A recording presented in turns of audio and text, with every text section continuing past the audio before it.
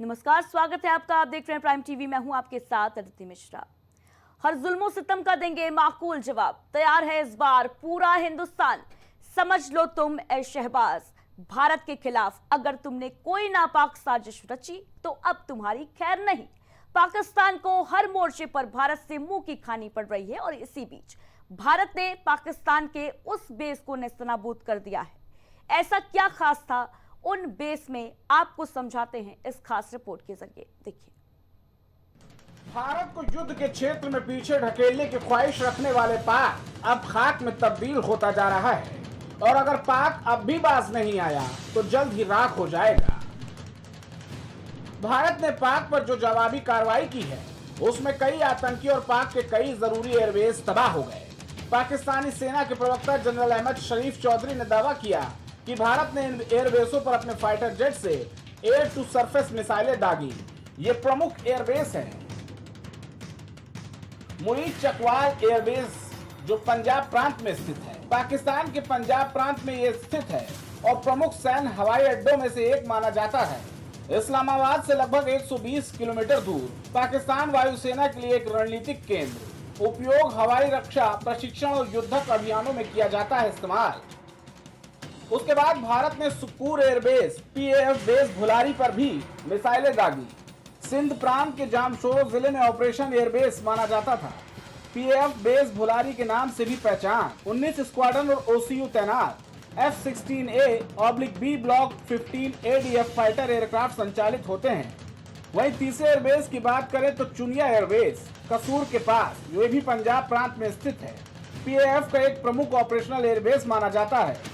पंजाब प्रांत के चुनिया शहर में स्थित, लाहौर से लगभग 70 किलोमीटर दक्षिण में स्थित पाक हवाई सुरक्षा प्रणाली का एक महत्वपूर्ण हिस्सा।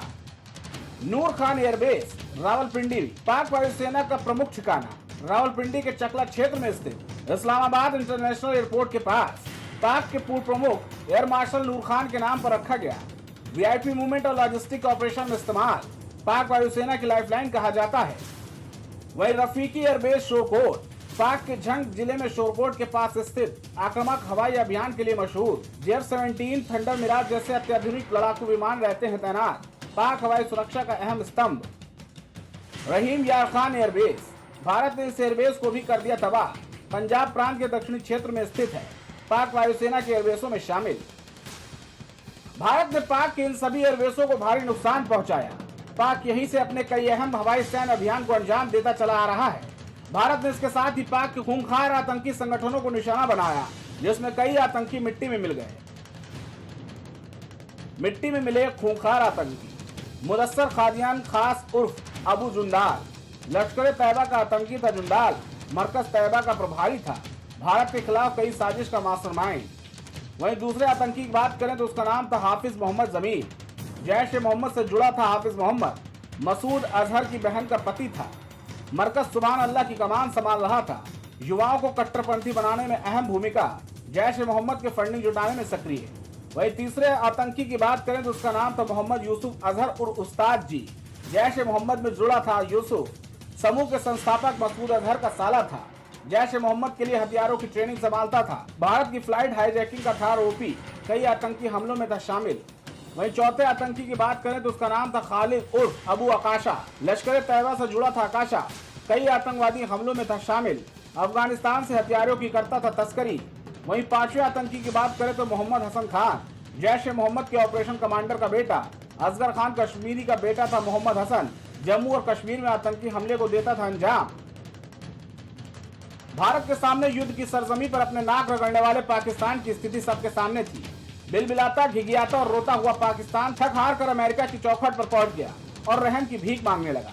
जिसके बाद अमेरिका ने मध्यस्थता करते हुए दोनों देशों के बीच मामला खत्म करवाया। इसके बाद भारत ने सीज फायर की बात कही। इसके बाद भारत और पाक के बीच सीज फायर हुआ, लेकिन इससे पाक ये न समझे कि भारत अब हमला नहीं करेगा। अगर पाक ने फिर नापाक हरकत की तो भारत उसके घर में घुसकर फिर से उसे माकूल जवाब देगा। Output desk